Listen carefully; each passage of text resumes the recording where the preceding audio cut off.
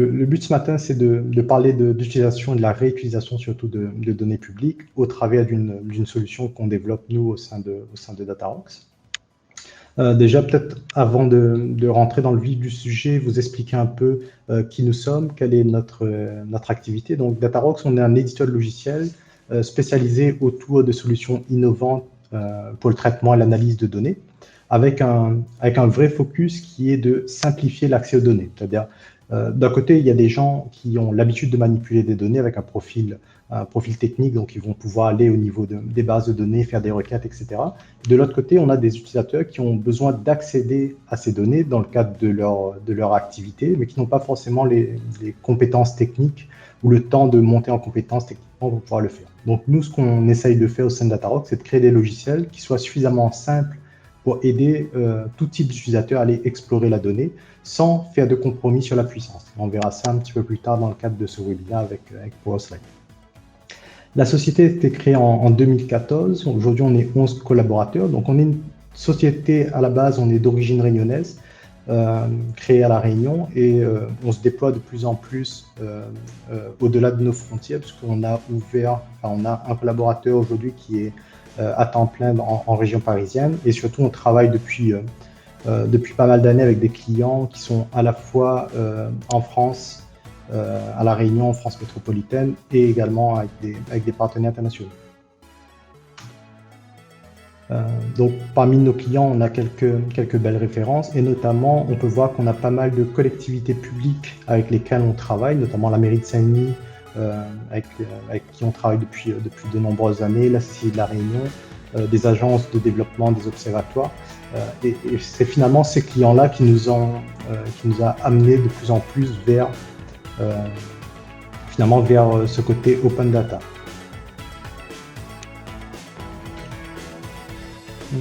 Et donc, pourquoi est-ce qu'aujourd'hui on a voulu faire ce webinaire autour de l'open data? C'est parce que c'est un sujet finalement chez Datarox qui nous tient à cœur, puisque au départ, on a commencé nous dans notre activité à réutiliser l'open data de façon assez précoce, puisque depuis 2005, au lancement de notre premier logiciel, l'open data nous a permis d'avoir finalement une matière pour pouvoir mettre en avant les capacités de nos logiciels. Donc c'était vraiment, on va dire 2015, c'est vraiment le balbutiement de l'open data au niveau national. On commençait tout juste à avoir des sources de données de qualité suffisamment exploitables, et ça nous a permis nous de montrer la qualité, la valeur de nos logiciels.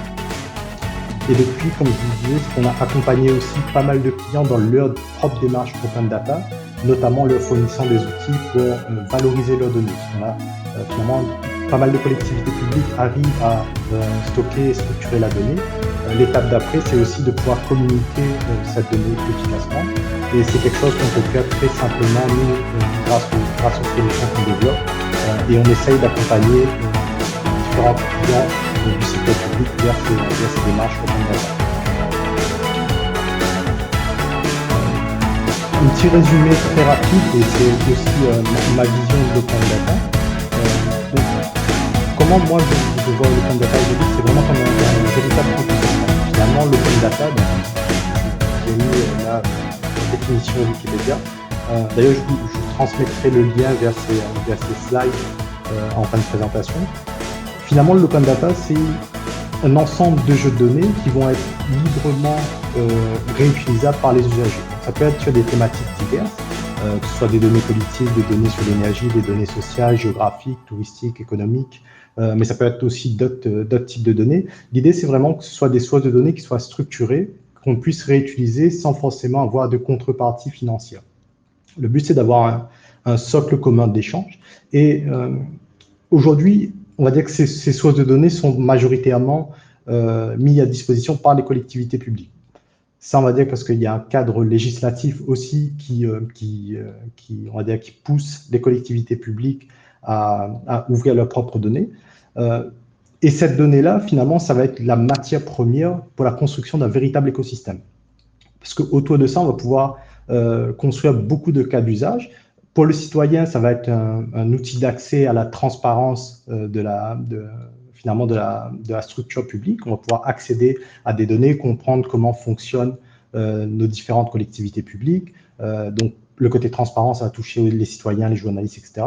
Il y a aussi un véritable on va dire vecteur et un levier économique autour de l'open data, puisqu'on va pouvoir construire des usages grâce aux sources de données open data. On a vu qu'il y a différents acteurs privés qui ont réussi à lancer des entreprises parce que la donnée était devenue publique, notamment dans le domaine du transport, dans le domaine de l'énergie.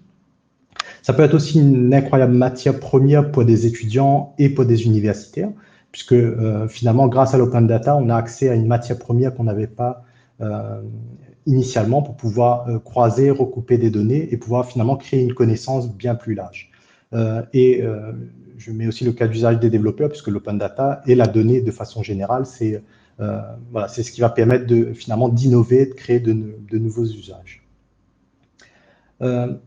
J'ai volontairement mis ça sous forme d'écosystème, parce que je pense qu'à terme, et c'est ce qui commence finalement à arriver, c'est que aujourd'hui, c'est les collectivités publiques qui fournissent de l'open data, mais demain, on va dire que tous les acteurs de cet écosystème pourront reverser aussi la connaissance dans l'open data. Donc, devenir chacun producteur, créer, croiser de la donnée et reverser tout ça en open data pour, au fur et à mesure, avoir un écosystème qui s'auto-alimente et qui s'enrichit grâce aux différents acteurs. Et notamment, les collectivités publiques elles-mêmes pourront bénéficier finalement de l'ouverture de ces données, puisque on est producteur en tant que collectivité publique, mais on peut aussi être consommateur. Et si on a des données, nous, au niveau de notre collectivité, mais qu'on puisse accéder à des données de la collectivité voisine, de la collectivité qui englobe notre périmètre, on va pouvoir réutiliser ces données-là pour se comparer, pour pouvoir accéder, par exemple, à des... pouvoir lancer les mêmes projets que dans des villes similaires sans devoir reprendre des études à zéro. Donc, on voit vraiment qu'on est en train de... finalement, si l'open data va dans le sens où il est censé aller, on va pouvoir créer comme ça un cercle vertueux autour de la donnée.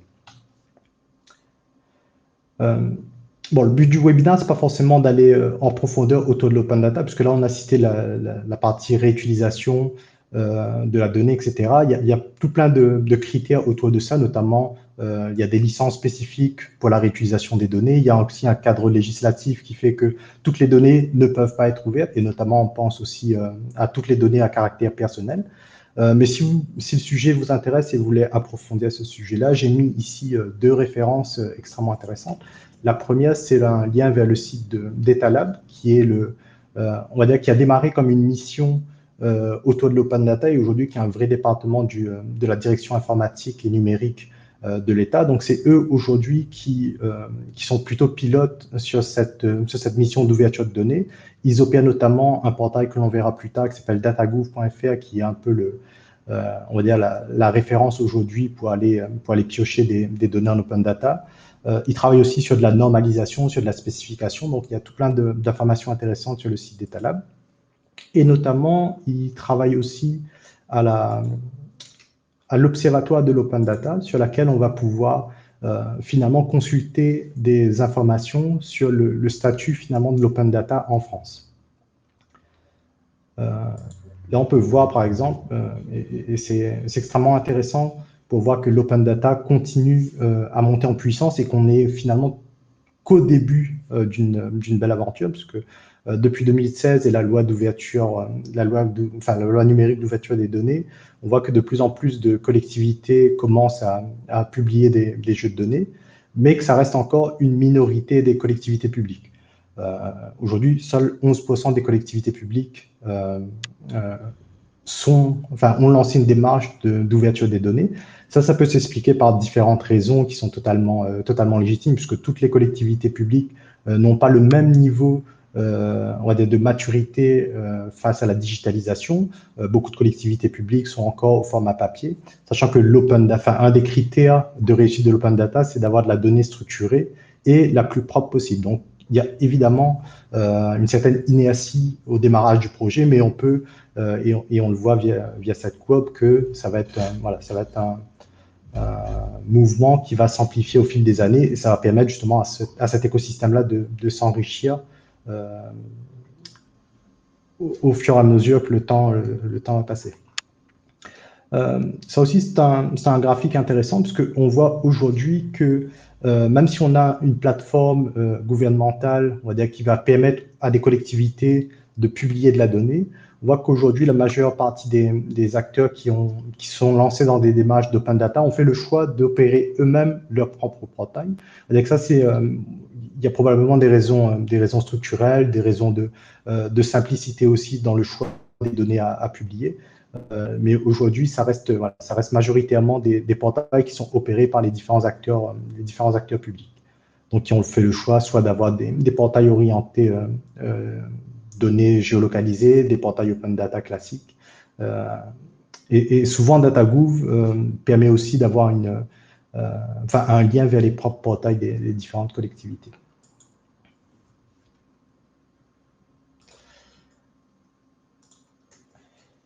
Donc, là, nous, ce qui va nous intéresser dans ce webinaire, c'est surtout de savoir comment est-ce qu'on peut aller chercher la donnée, comment est-ce qu'on peut l'analyser.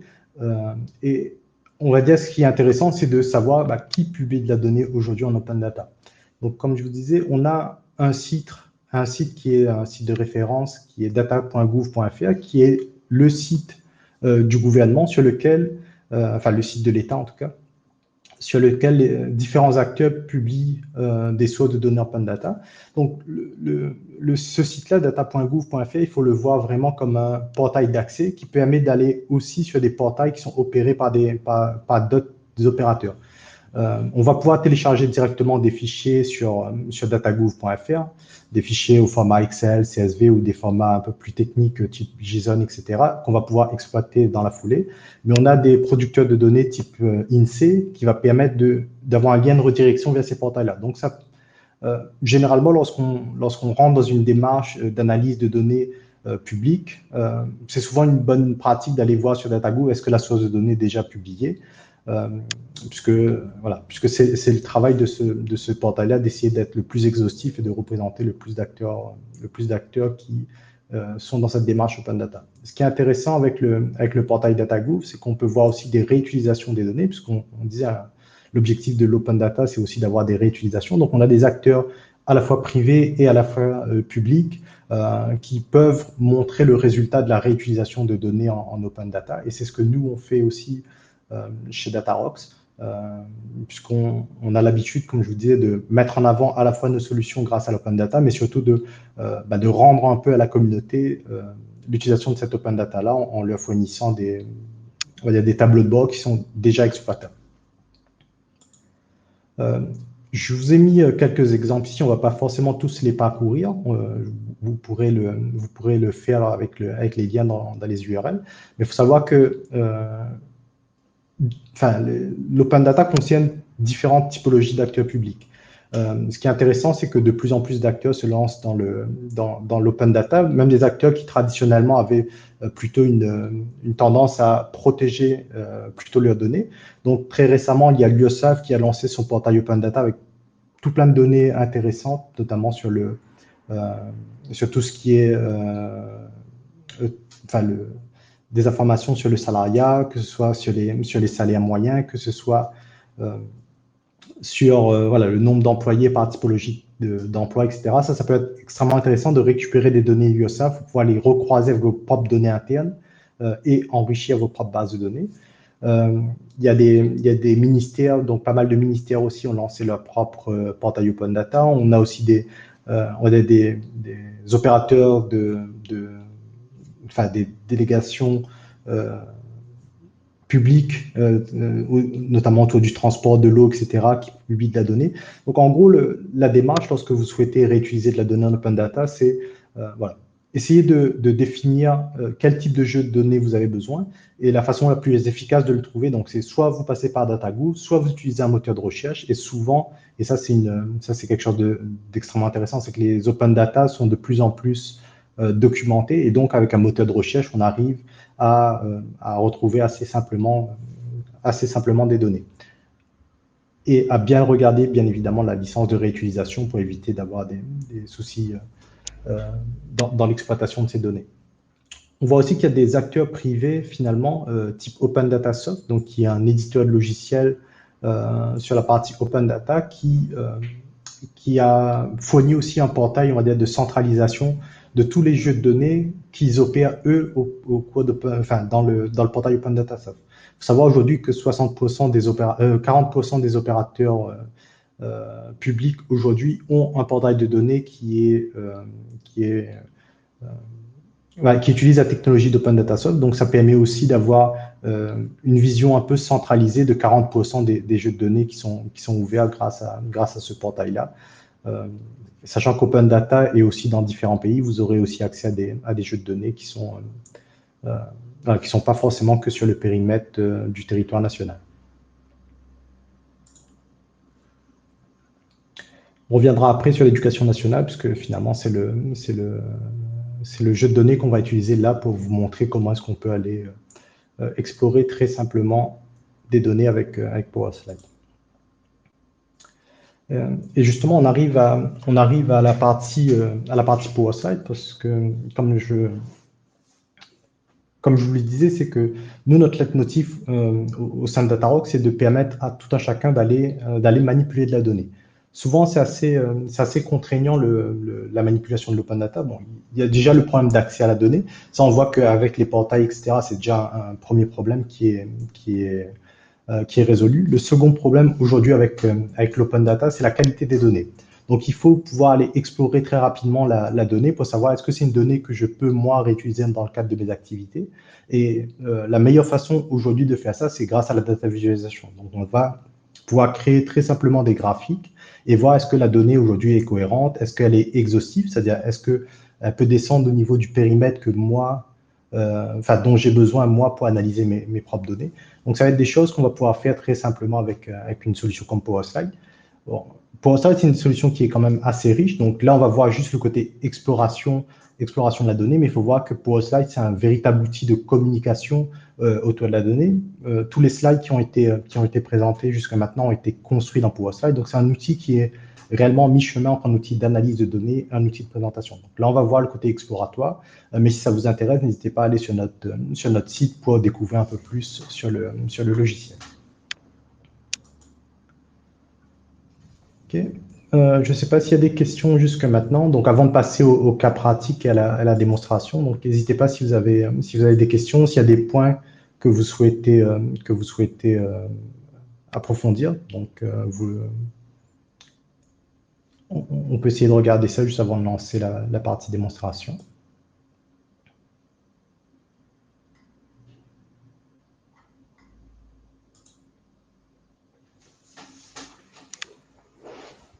Ok, bon, j'estime que ça a été clair. Donc, on va passer à la partie PowerSlide. Donc, comme je disais, toute la présentation jusque maintenant est dans PowerSlide. Donc là, ce qu'on va faire, c'est qu'on va aller prendre un jeu de données qui est sur le portail Open Data de l'Éducation nationale. Donc, je vais ouvrir le lien. Donc, là, ce que je vais faire, c'est que je vais prendre la base de données des adresses, la base de données finalement des établissements d'enseignement supérieur. Donc, on a ici un fichier, finalement un fichier de données qui est assez simple avec des établissements, le nom des établissements, est-ce que c'est un établissement public, privé. Donc, on va dire que c'est des données qui peuvent tenir dans un fichier Excel classique. Ce que je vais faire là, c'est que je vais télécharger ce jeu de données. Donc là, je peux aller sur Export, télécharger le jeu de données, je vais récupérer le fichier Excel et l'enregistrer sur mon disque dur. Donc là, je viens de récupérer ma source de données. Je repars dans PowerSlide. Là, je vais passer en mode édition. Donc, dans PowerSlide, il y a deux façons d'utiliser l'application. Il y a la partie visualisation, donc comme on était depuis le début. Et lorsque je vais vous envoyer vos liens, le lien de la présentation, vous aurez accès à la visualisation de données. Et ensuite, il y a une partie édition où on va pouvoir créer ses propres visualisations. Donc là, ce que je vais faire, c'est que je vais aller prendre le fichier, le fichier de données que je viens de télécharger. Donc, c'est ce fichier-là. L'importer dans PowerSlide. Donc là, ce que l'outil vous permet de faire, c'est d'avoir une prévisualisation des différentes données. Donc, on retrouve bien toutes les colonnes que l'on avait tout à l'heure dans le fichier. et je vais importer la source de données. Donc là, ça va prendre quelques minutes puisqu'on est sur un jeu de données qui fait à peu près 20 mégas. Donc le temps d'importer ça sur la plateforme, on a un léger temps de chargement. Aujourd'hui, pour Slide en mode importation de données, on gère une volumétrie jusqu'à 50 mégaoctets de données, ce qui peut représenter quand même une certaine volumétrie. Et si vous avez besoin, finalement, vous, dans le cadre de votre utilisation de plus de puissance, pour Slide peut se connecter aussi directement à des bases de données pour aller beaucoup plus loin en termes d'exploitation de la donnée. Donc, là, je viens de récupérer mon jeu de données. Je vais supprimer ce filtre. Je repars sur mon onglet. Donc ici. Et là, si je déplie ici finalement la partie source de données, je vais retrouver les différents champs que j'avais dans mon fichier de données. On est sur un cas intéressant puisqu'on est sur un jeu de données où il n'y a pas forcément de données qu'on peut mesurer, parce que souvent dans des jeux de données, on a ce qu'on appelle des axes d'analyse, des dimensions et des mesures. Donc ça peut être, si on est sur des données financières, une mesure, ça peut être un montant, un chiffre d'affaires, etc. Donc dans ce jeu de données-là, on n'a pas forcément d'éléments qu'on peut additionner. Mais ce qui va être intéressant, c'est de pouvoir compter un certain nombre d'éléments. Donc, compter notamment le nombre d'établissements scolaires. Et ça, généralement, ce qu'on fait, c'est qu'on va compter le nombre. Pour compter le nombre d'établissements, on va partir sur un identifiant qui est unique. Et en l'occurrence, dans ce jeu de données-là, on a le code d'établissement. Donc là, ce que je peux faire dans un premier temps, c'est de dire, je récupère ici tous les codes d'établissement. Comme vous voyez, je fais du glisser-déposer. Donc j'ai mon champ, je le glisse sur l'interface de PowerSlide. Et là, PowerSlide va faire une requête pour récupérer mes jeux de données. Donc là, il va m'afficher par défaut un tableau, puisqu'il va dire, je veux la liste des établissements. Moi, ce que je veux, c'est plutôt faire un compte. Et du coup, je peux changer le mode de visualisation en utilisant ici la partie compte qui va permettre d'avoir le nombre d'établissements. Donc voilà, donc juste comme ça, on arrive à récupérer dans son jeu de données le nombre d'établissements. Ce qu'on a aussi d'intéressant dans ce jeu de données-là, c'est finalement la date d'ouverture des différents établissements. Donc là, j'avais dans mon jeu de données les dates, on va dire, d'ouverture. PowerSlide, automatiquement, va décomposer cette date-là pour qu'on puisse avoir accès à des sous-catégories. Donc là, au lieu de prendre la date d'ouverture complète, je vais juste essayer d'avoir la répartition du nombre d'établissements par année. Donc, je vais récupérer ici les différentes années. De la même façon, je fais du glisser-déposer. Je vais cliquer sur mon élément. Et là, en fait, je vais pouvoir le paramétrer pour pouvoir rajouter le nombre d'établissements. Donc, voilà, je mets en mesure le nombre d'établissements. Et là, finalement, j'aurai la répartition du nombre d'établissements par année. Donc là, comme je vous disais, c'est qu'aujourd'hui, l'open data, c'est pas encore... Enfin, il y a encore, on va dire, de la qualité de données à faire sur les différents jeux de données en open data. Et là, en l'occurrence, ce qu'on peut voir, c'est qu'on a un pic, finalement, après 1965 sur le nombre d'ouvertures des écoles. Et là, on peut supposer que c'est au niveau de la qualité du jeu de données où il y a encore, ça n'a pas forcément été bien référencé. Probablement qu'avant 1965, il n'y avait pas forcément un décompte précis du nombre d'établissements. Donc, on a fait une régularisation cette année-là pour ensuite retrouver une répartition qui est un peu plus juste les années suivantes. Mais du coup, là, vous voyez que grâce à cette visualisation-là, on peut se rendre compte qu'au niveau des dates d'ouverture, il y a probablement une qualité de données qui est moindre et ce n'est pas forcément un indicateur fiable si on a besoin de réutiliser ce jeu de données.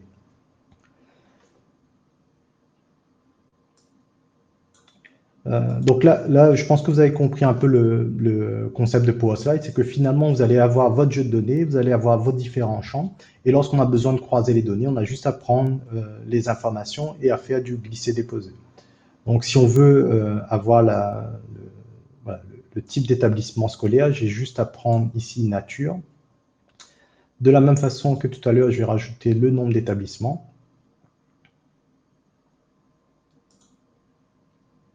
Et là, je vais avoir ma répartition du nombre d'établissements en fonction du type d'établissement. Nous avons aussi comme information intéressante, est-ce que c'est un établissement de type privé ou public? Donc là, de la même façon, je récupère mes établissements privés ou publics. Je glisse sur l'interface de PowerSlide, je rajoute le nombre d'établissements. Et là, je vais avoir ma répartition entre le nombre d'établissements privés et le nombre d'établissements publics. Et peut-être, enfin, dernier point intéressant, on a aussi toute une partie qui est autour de la position géographique des établissements, puisqu'on est sur un jeu de données où on a accès finalement aux communes, et encore mieux, on a accès aux coordonnées GPS. Donc, on va voir comment, grâce à PowerSlide, on peut très simplement construire aussi des informations géographiques à partir des informations qu'on a dans notre jeu de données. Donc là, ce qu'on va faire, c'est que finalement, on a un jeu de données qui est au niveau national. Si on est dans un périmètre qui est plus réduit, ce qu'on peut faire, c'est que au niveau de PowerShell, on peut mettre un filtre sur son jeu de données pour dire qu'on veut limiter le périmètre. Là, typiquement, je vais aller faire un filtre pour le petit clin d'œil sur la Réunion, et comme dans les participants, on a pas mal d'acteurs qui sont sur le territoire réunionnais, donc je vais aller filtrer mon jeu de données ici sur la Réunion. Et là, finalement, ce que je viens de faire, c'est que je viens d'avoir une vision qui est plus limitée du périmètre. Donc là, on récupère uniquement les établissements scolaires de la Réunion. Et là, ce qu'on peut faire, donc comme je vous disais, c'est que dans notre jeu de données, on a ici des informations qui sont sous forme de coordonnées géographiques. Donc là, je vais repasser en mode visualisation de mon jeu de données. Et vous allez voir que voilà, donc dans notre jeu de données, on a des informations qui sont des coordonnées GPS, des latitudes et des longitudes, donc qui a été taguées telles quelles. Et grâce à ces deux informations-là, si je veux avoir le positionnement précis des établissements scolaires, j'ai juste à prendre l'information latitude, l'information longitude, et glisser, déposer comme ça, croiser ces données-là pour avoir finalement l'emplacement de mes différents établissements sur les territoires réunionnais.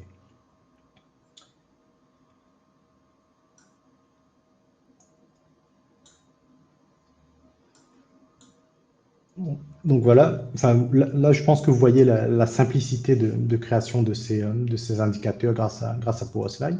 Et si je repasse comme tout à l'heure en mode visualisation, je vais aller pouvoir explorer ensuite de façon interactive mes données. Donc on va dire que la partie design, on décide quel type d'indicateur je veux poser finalement sur ma slide.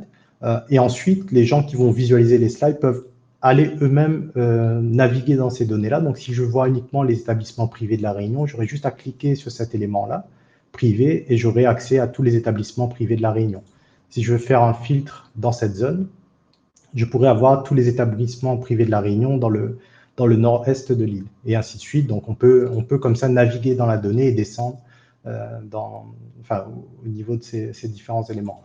Donc, vous voyez comment en quelques minutes, en allant récupérer un jeu de données Open Data, on peut construire directement cette information. Et cette information-là, on peut l'utiliser, nous, en amont pour qualifier la donnée en disant « Ok, je suis une collectivité publique, j'ai besoin de réutiliser la donnée publique » ou « Je suis une entreprise qui veut construire une application autour de la donnée publique ».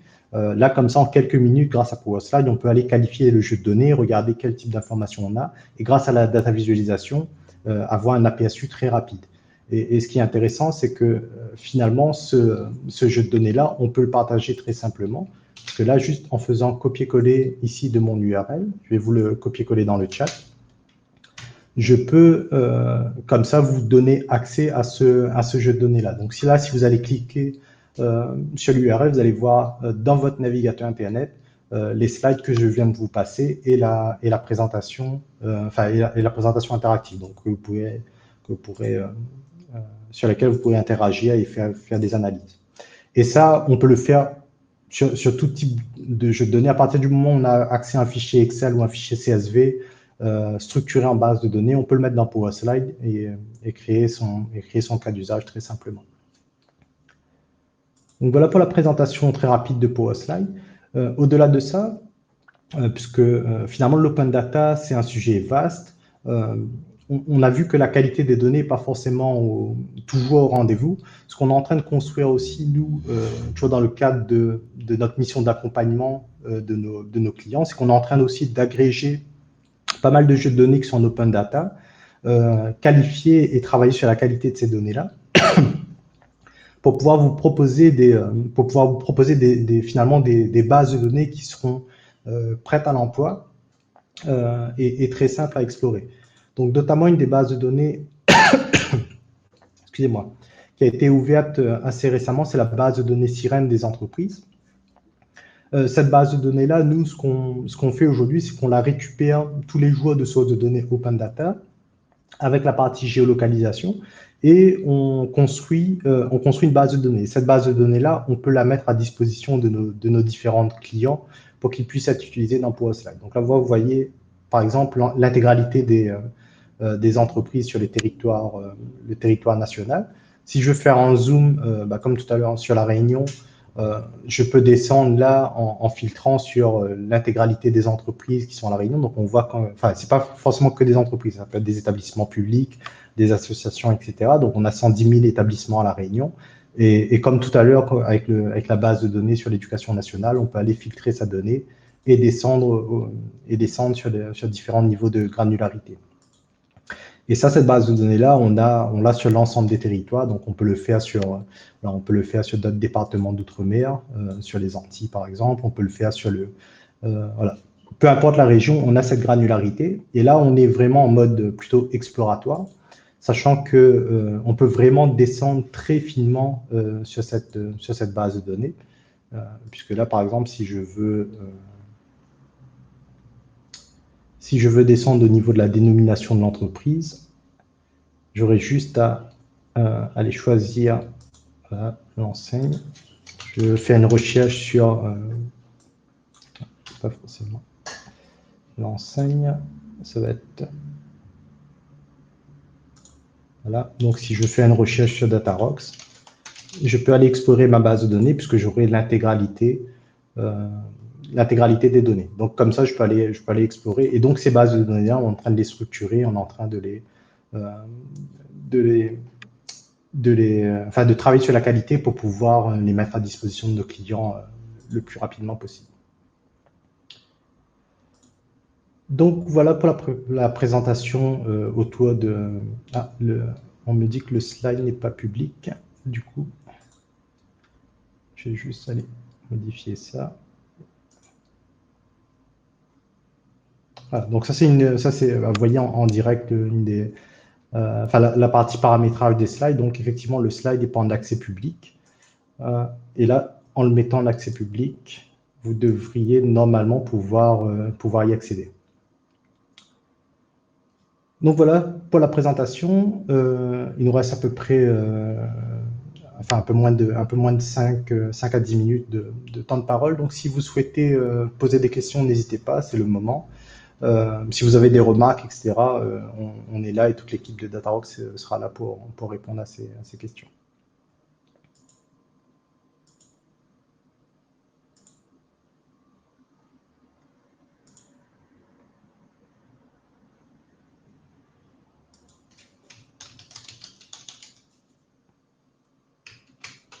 Okay. Et si vous n'avez pas de questions, n'hésitez pas à faire des remarques. Hein. Comme je disais, c'est notre premier webinaire. Donc, si vous avez des retours aussi sur l'organisation du webinaire, sur le contenu, c'est quelque chose qui nous est utile aussi, nous, dans le cadre de notre activité d'éditeur de logiciel, d'avoir aussi vos feedbacks en tant que premier participant au webinaire Datarox.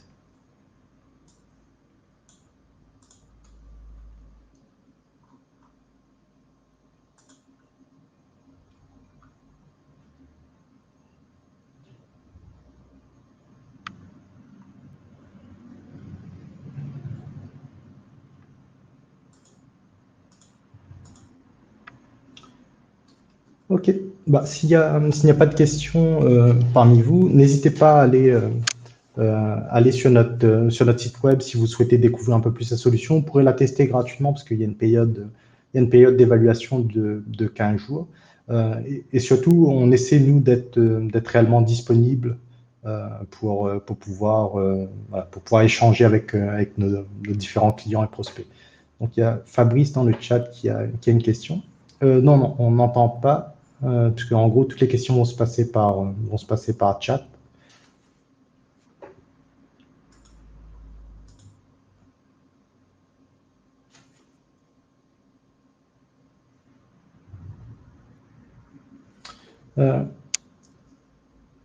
Après, si tu souhaites intervenir, Fabrice, je peux éventuellement te faire monter sur scène.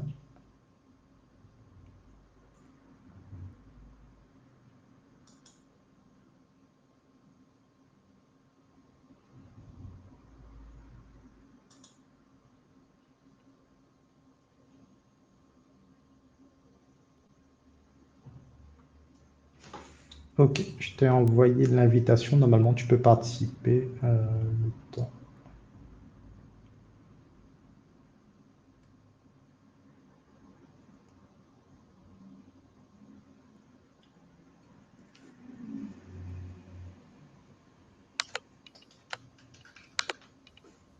C'est bon. Bon. Salut Fabrice. Salut, tu m'entends bien? Très bien. D'accord, merci. Oui, donc c'est effectivement plus simple. J'aurais une ou deux questions à poser, si tu permets. Donc du coup, donc d'abord merci pour la présentation et merci pour cette initiative. La présentation était très bien.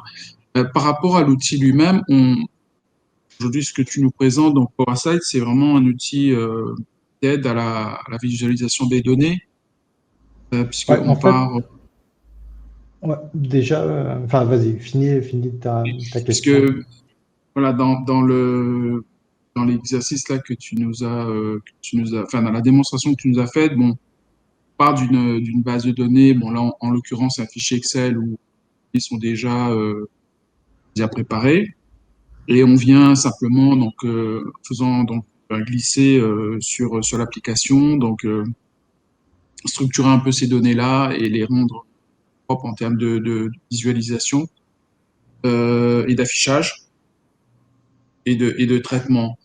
Par rapport à un travail complémentaire sur de la data, enfin, dire sur le traitement de données de base avec des outils comme MariaDB ou HPAdmin, etc., ou travail de requête, de structuration de données, l'utilisation de PowerSlide permet pour des gens qui maîtrisent un peu moins le volet SQL et autres, d'avoir très rapidement un outil fiable et présentation de qualité, on va dire, pour simplifier un peu les choses. C'est ça, en fait, nous, enfin, notre vision de PowerSlide, effectivement, c'est de rendre la donnée accessible. Donc, là, on a fait une démonstration sur un fichier Excel, mais on peut bien évidemment les se connecter sur une base de données type, comme tu citais, MariaDB, MySQL, enfin, peu importe toutes les données d'entreprise. L'idée, c'est vraiment que même si la donnée est dans une base de données, finalement, ce qu'on va présenter à l'utilisateur final, qui n'est pas forcément technique, c'est la même vision tabulaire qu'on a vue là pour le fichier Excel. Donc, celui qui va créer ces visualisations, il aura rien de plus compliqué que des champs à glisser-déposer. Après, effectivement, au niveau de la base de données, probablement, il y aura du travail en amont pour rendre ça accessible à l'utilisateur. Ça, on peut le faire dans l'outil directement en faisant des bonnes requêtes SQL ou encore mieux, puisque c'est plutôt une bonne pratique, c'est de le faire directement au niveau de la modélisation de la base de données. D'accord. Donc, du coup, on peut faire ce travail amont sous un autre outil et ensuite aller chercher le fichier CSV, par exemple, directement et l'emmener, l'importer dans petit Slide. Voilà. Et même, hein, la donnée peut rester au niveau de la base de données, puisque, bon, j'ai pas forcément, enfin, le but, c'était pas forcément de faire une présentation complète de PowerSlide, mais dans PowerSlide, et notamment, je vais vous montrer la base de données Sirène ici, celle que je vous ai montrée à la fin, enfin, il y a même une base de données peut-être plus intéressante qui est la base de données des marchés publics, où là, on a construit, nous, notre jeu de données. Donc, au final, ce que l'utilisateur va voir, c'est un fichier équivalent à un fichier Excel. Donc, c'est pour pouvoir manipuler la Hmm. donnée. Sauf que derrière, ça va être une vraie requête SQL sur une base de données qui a permis de générer ce fichier-là. Donc, nous, l'idée, c'est que, D'accord. effectivement, les profils plutôt techniques puissent faire cette requête SQL, donc ne soient pas bridés par l'outil. Par contre, celui qui a besoin de designer, ce n'est pas forcément le profil technique. Bah, lui, ce qu'il va voir, c'est l'équivalent d'un tableau final. D'accord. OK. Super. Merci. Merci à toi.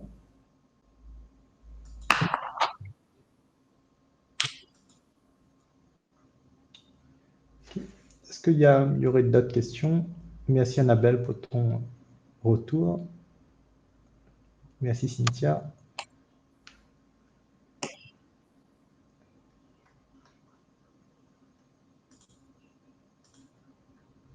Ok, bah super. Vous pouvez retrouver le webinaire en replay. Donc, normalement, je crois que la plateforme doit vous envoyer un lien du replay. Donc, ce webinaire pourra être consulté plus tard. Si vous connaissez des gens dont le sujet pourrait intéresser, n'hésitez pas aussi à transférer le lien du webinaire. Et nous, on reste à votre disposition si vous souhaitez échanger sur le sujet. Il y a une question de Yannick.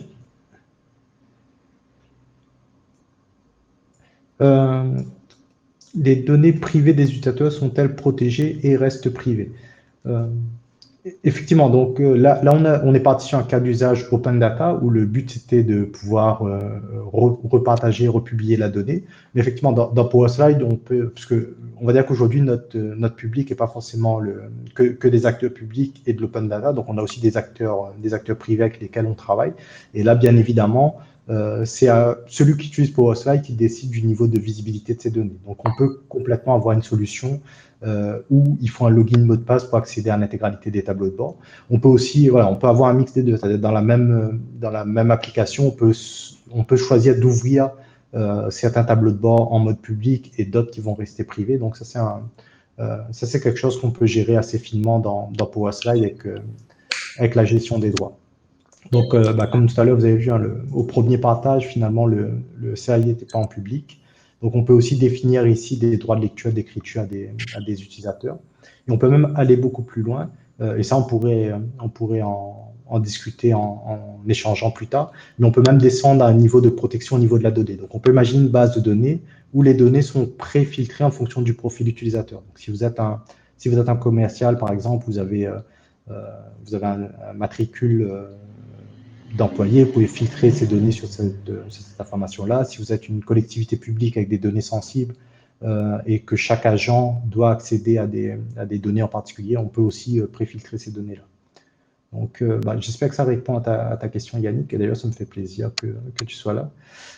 Et du coup, voilà, on peut faire pas mal de choses avec PowerSlide et n'hésitez pas à nous contacter si vous avez envie de pousser un peu le sujet plus loin.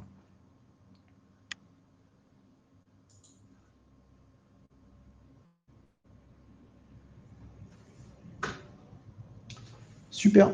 Je vous dis merci, bon après-midi et on l'espère à bientôt sur le site de PowerSlide.